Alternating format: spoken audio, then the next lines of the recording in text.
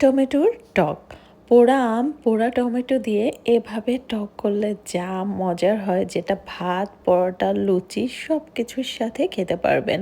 তো আমটা আর টমেটো না আমি একটু গ্রিলে পুড়ে নিয়েছিলাম, সাথে একটা গোটা রসুন। আম, টমেটো আর রসুন পোড়া দিয়ে মজার একটা ভর্তা বানানো যায়। যারা খাননি তারা একবার হলেও এটা খেয়ে দেখবেন, অনেক বেশি পছন্দ করবেন। তা আমটা আমি পোড়ার পরে গ্রিলে ছিলে নিচ্ছি, আর খোসাটা খোলার পরে দেখেই না ইয়ামি লাগতেছে, সুন্দর করে আমটা পুড়ে গেছে। একটা চামচের সাহায্যে আমটা বের করে নিচ্ছি আর বিচিটা ফেলে দিচ্ছি।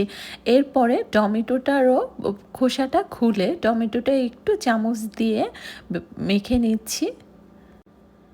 আর এই যে গ্রিলে পড়েছি, এত ভালো একটা স্মেল আসতেছিল, মানে বলার মতো না।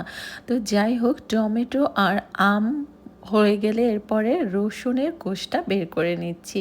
রসুনটা কিন্তু সুন্দর করে পুড়ে গেছে। এরপরে শুকনো একটা মরিচ, কাঁচা মরিচ, ধনেপাতা কুচি, ধনেপাতার পরিমাণ একটু বেশি, আর স্বাদ মতো লবণ, এই কয়টা উপকরণ দিয়ে ভালো করে প্রথম মাখিয়ে নিয়ে এরপর টমেটো আমটা ভালো করে মাখিয়ে নিচ্ছি।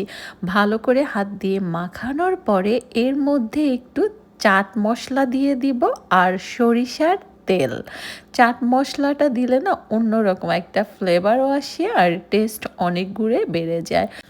মজার আম আর টমেটো পোড়া ভর্তা হয়ে গেল। এটা আমি গরম গরম ভাতের সাথে খেয়েছি, এরপরে আমি খিচুড়ির সাথে খেয়েছি, আর পুরি দিয়েও খেয়েছি, ডাল পুরি দিয়ে। কয়টাই বেস্ট লাগছে।